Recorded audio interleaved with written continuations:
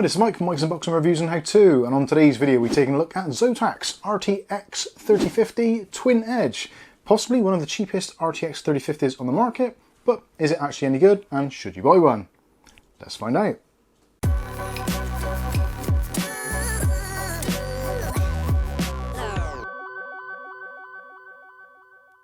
Okay, so in today's video we're taking a look at the Zotac RTX 3050 Twin Edge. This is Zotac's kind of lower end model. There is a AMP edition version of this available. There is a very slight difference between the two, such as RGB lighting on the AMP edition, and also the AMP edition is slightly overclocked, as if you've ever bought any Zotac products before, you'll know that the AMP edition is effectively the overclocked version. This particular version has 8 gigs of RAM, which is GDDR6, running at a 7 gigabits per second, or a 14 gigabit per second theoretical. Running on PCI Express Gen 4, it is on the x8 bus, so if you're running a slightly older system with maybe PCI Express Gen 3, then you will see a very slight performance penalty. But for those of you on the latest and greatest platforms, no problems at all. x8 is absolutely more than enough to get the bandwidth for this particular card across. Also, we have a 128-bit memory bus. We also have 2560 CUDA cores, and also we've got the second generation of the RTX cores and the third generation of the Tensor cores. So overall, this card on paper absolutely rocks. But for some reason in the market, the RTX 3050 has not really hit the ground running, and for relatively good reason. The RTX 3060, which effectively the GA106, which is actually powering this, is based on. This is effectively a cut down version of the 3060. So we lose a little bit of RAM and we lose a few little bits of things like CUDA cores. It's basically chopped down a little bit to meet a particular price point. Or perhaps nvidia had a whole bunch of 3060 chips which just didn't cut the mustard.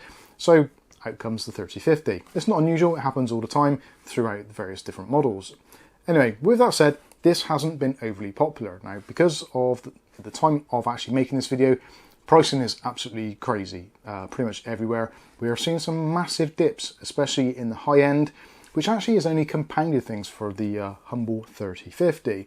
So this effectively is a kind of replacement for the previous generation's 60 series.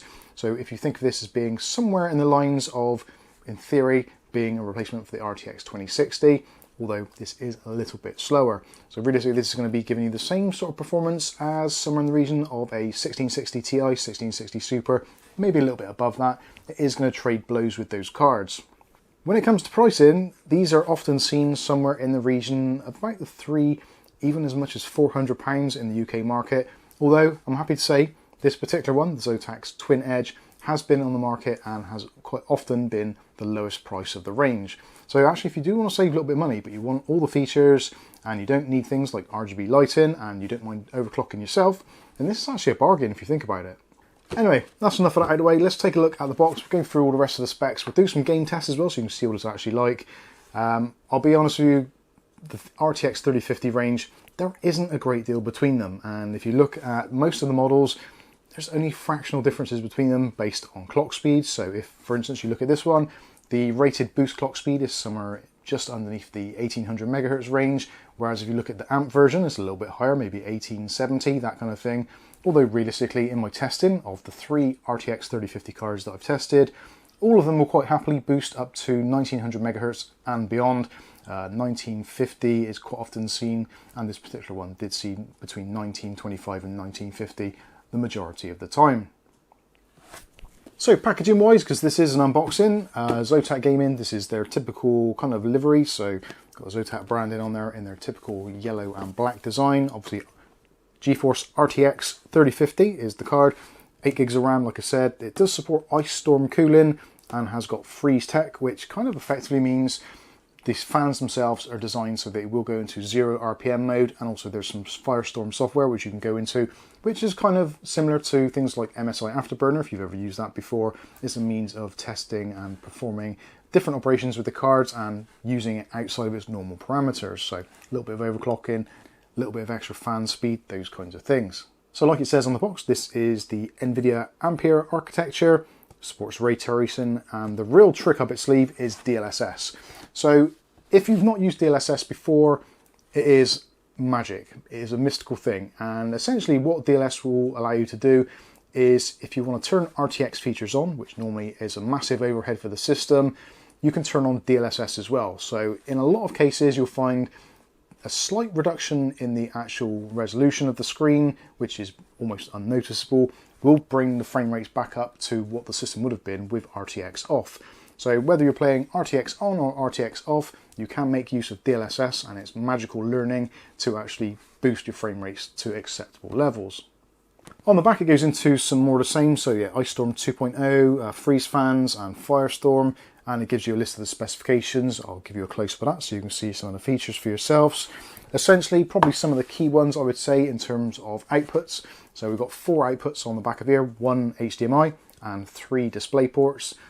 The display ports will support up to 8K, 60Hz variable refresh, and obviously 8K is going to be way out of what most people are going to use this for, but general 4K desktop use is going to be absolutely fine. 4K gaming, probably going to be a stretch unless you're playing things like esports titles, your Rocket League, CSGOs, that kind of stuff, but they're going to run absolutely fine. The HDMI port supports HDMI 2.1a, so again, that's going to be up to 4K, 120Hz variable refresh rates. Of course, if you're not using variable refresh rates or HDR, then you can push those ports a little bit harder. So let's take a quick tour around the card itself. So as you can see, this is it. It looks very nice, and despite the fact that this is actually one of the cheapest on the market in this category, I think it actually looks pretty premium. So they've done a really good job. The plastics don't feel in any way cheap or tacky, anything like that. In fact, actually they do look quite nice and very similar, almost identical to the AMP edition. So again, if you're looking at that, potentially this might do the job for you. You've got the 2 fans in there, 19mm fans, and you've got some badges in the middle, so the Zotac logo on there and Zotac writing on that one, so yeah, it's all well and good. The fans themselves are slightly protruded from the actual bezel, the surrounding of it, and this is so that it can pull in a little bit more air from the sides rather than being direct airflow on the inside. Fans themselves, extremely quiet. When they're in 0 RPM mode, they're completely silent, as you'd probably expect, but even actually under full load, you barely notice they're on. Very, very quiet indeed. In fact, I would say that of all the RTX 3050 range, all the fans actually do seem to be relatively quiet. I guess because the card doesn't actually get that hot in particular use, then it's absolutely fine. Like even today, we are looking at somewhere in the region of about 30 degrees actually ambient temperature in this room, which is quite hot for us in the UK. And yet, even in testing, this is getting in around the sort of 60 degrees mark. Depending on the title, some were a little bit low in the 50s. Sometimes I think I got 62, maybe 63 degrees in certain instances with benchmarking, which is totally acceptable for this type of card. So the fans and fan shroud, all very nice, looks absolutely brilliant. In the bottom, you've got your PCI Express Gen 4 × 8 connectivity. So yeah, do check your motherboard, make sure it supports Gen 4. Otherwise, you will see a very slight performance penalty, anywhere up to about 10% at most, but for a lot of motherboards, you probably wouldn't notice it at all. We've looked at the back, so the connectivity, but the height is the thing. So we're looking around about 38 to 39 millimeters here. It is a dual slot card, so you don't need 3 slots, you can get away with 2. So if you're potentially going to be mounting this in a vertical position, most cases will support it, although do check, make sure your glass isn't too close to those side fans. On the back, we've got a metal backplate, which sadly, unfortunately, I don't know why they've done it, but it makes no difference at all. It is there purely for a cosmetic thing. It doesn't improve cooling in any way, shape or form, and I did actually take it all apart just to see if there were any thermal pads to make contact with either the back of the actual GPU die or the RAM, and there's nothing at all. So potentially if you wanted to improve the cooling performance, you could possibly put some pads on there to increase that. Definitely an option. The only thing I did see on the back of the card were there are 2 rubber sections at the top here to actually prevent the metal touching the actual card itself. So yeah, it's nice that it's there, and it does look quite premium, but I'm guessing they could have saved a few quid off of this to bring the price down even lower and lose the backplate altogether. On this side, we've got some logos again, so Zotac Gaming logo, not illuminated, so for some people that's going to be absolutely great if they don't like RGB. And if you do have an RGB system, it's done in a nice tasteful white lettering, so it should tie in with pretty much all builds. Also, you've got the massive GeForce RTX logo on there, which I think is actually stipulated by nvidia as part of their design, because it appears to be on pretty much every card I've seen. So anyway, moving on. Power supply wise, you're going to need a 8-pin PCIe graphics card connector. Doesn't need to be overly high wattage, your power supply. You probably get away with a 500 or 550 watt unit. This has got a TDP of 130 watts, so it's not going to be pulling that much. Obviously, if you're overclocking, or in some instances, if temperatures will allow it, it will boost a little bit higher and it will potentially draw a little bit more wattage, but the TDP is rated at 130 watts. I have actually taken this card apart fully to have a look inside, see what it's all about, and actually relatively straightforward to do. To take it apart, there's 4 screws for the main GPU section, plus an additional 2 here. Then you can remove most of it, although you will need to undo 3 further screws on the I/O section at the back. In that case then, you can take the whole thing apart. There's 2 cables which hold the fans on, so you've got an individual cable for each fan. You have got 3 heat pipes on this particular design of the heatsink, and actually something I noticed as well, they have gone slightly overboard on the thermal pads. So there's actually thermal pads on here to cool memory, which doesn't actually exist. So potentially, like I said a little bit earlier, because they haven't put the pads actually on the back there to make any contact, you could, if you wanted to, actually take the pads out which are not being used and put them onto the top to repurpose them to maybe get a few degrees less in your rig. Obviously, that is entirely up to you. So anyway, that's enough about the features. Let's take a look at some gameplay so you can get an idea of what it's actually like. So realistically, 1080p ultra settings is where you want to be looking at with this card. Obviously, if you want to reduce the settings a little, 1440p is going to be fine. A mixture of medium to high settings you should be absolutely brilliant with. No problems there. But of course, DLSS is going to come to your rescue. So if you do find there's a title which you're playing and you want to up the resolution, you can always kick in DLSS to get a few more frames out of your game. So let's start off first of all with Cyberpunk 2077. This is tested, 1080p, ultra settings, everything, balls to the wall, and you're still going to be getting pretty decent frame rates. If you want to turn on DLSS, again, it just bumps it straight back up. So without DLSS on, we are anywhere between the sort of high 30s towards the 60 frames per second mark, depending where you are on the map. Switch on DLSS and magically things happen and you can get anywhere up to sort of like 100, 120 frames per second at the same resolution. Although obviously it does look slightly different, but you do need to do some pixel peeping to work it out. Next one up is going to be Wreckfest, so a little bit of drive-in. I do love this game, I genuinely do. It looks great, it plays great, and the physics and everything are great.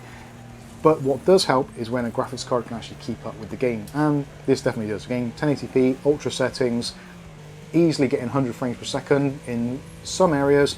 Obviously, again, depending on the map, you are going to get those dips, but it's not going to be huge. It's going to still be in the 80s or 90s, and when you get into slightly more open areas, it's going to hit the 165 mark. So if you are planning to couple this up with 165 Hz refresh rate monitor, 1080p, yeah, it's going to be absolutely fine.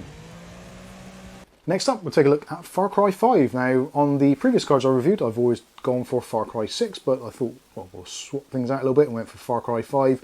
Again, super enjoyable, 1080p, all the settings to the max, and it runs like an absolute dream. Again, anywhere between 80 to 150 frames per second, 1080p Ultra is no problems at all, and the game looks absolutely gorgeous and is totally playable. If esports are your thing, which they are for a lot of people out there, then something like Rocket League, you can run that, and yes, it's going to be the same sort of deal. Again, repeating myself, 1080p, ultra settings, everything pushed to the max, and it's getting some seriously high frame rates, getting to the point of actually maxing out the game engine, so we're looking at anywhere between 200 to 400 frames per second, depending where you are, where you're looking, all that kind of usual stuff. Game looks fine, responsive as hell. Yeah, it's just an extremely enjoyable thing. So if you're playing competitively, you can even reduce some of the eye candy, get even more reliable high frame rate gameplay. Something else I've thrown in just for good measure is a little bit of Tomb Raider. Now this is Rise of the Tomb Raider. I don't think I've actually played this before, but I thought I'd run the benchmark. So I've basically gone in 1080p, everything up to the max, all the hair tessellization. Hair is probably not a good thing to be looking at in my aspects, but anyway, moving on. So yeah, everything balls to the wall, but with DLSS turned on, and we're still getting some insane frame rates there. Averaging around about 150 frames per second across the various different parts of the benchmark. So again, 1080p, ultra settings, eye candy, full on, everything just looks great. So there you go, there's a look at a few games with the RTX 3050 from Zotac, the Twin Edge version. I've got to be honest with you, I do like Zotac stuff. I've been using Zotac cards for a long time. In fact, Kath's got a Zotac GTX 1060 in her computer at the moment, and my PC behind me has actually got a 2060 Super Mini, and both cards run absolutely great. And in fact, I use that one for streaming on a weekend, so if you want to join our streams on a Saturday night, you're more than welcome to do so. But yeah, Zotac cards generally excellent. Also extended warranty as well. I'm pretty sure I saw that on the box there, so depending on what country you're in, you may find there's an enhanced or extended warranty available should you need it. Although realistically, I don't think I've ever had a Zotac card fail on me. Even my old GTX 780 which was the 3GB 3-fan version with the orange illuminated fans. I'm pretty sure that thing's still going as we speak. Anyway, that's going to wrap things up for this one. A great card, most likely going to be a great price in your local area. Definitely check it out if you're after a 3050 level card. Clearly, obviously, there's other things going on in the market, so by the time you actually watch this video, it could be a completely different matter. I would actually like to know, comment in this comment section below, what would be your ideal price where you would jump on a RTX 3050 in the current market conditions? I actually really want to hear. I'm thinking somewhere around the 250 mark. This is at the moment retailing in the UK for some of the reason about 275. So it's actually the cheapest of the 3050s currently as we speak, but I think it could do with coming down a little bit more to make it somewhat more attractive. But let me know what you think in the comments section below.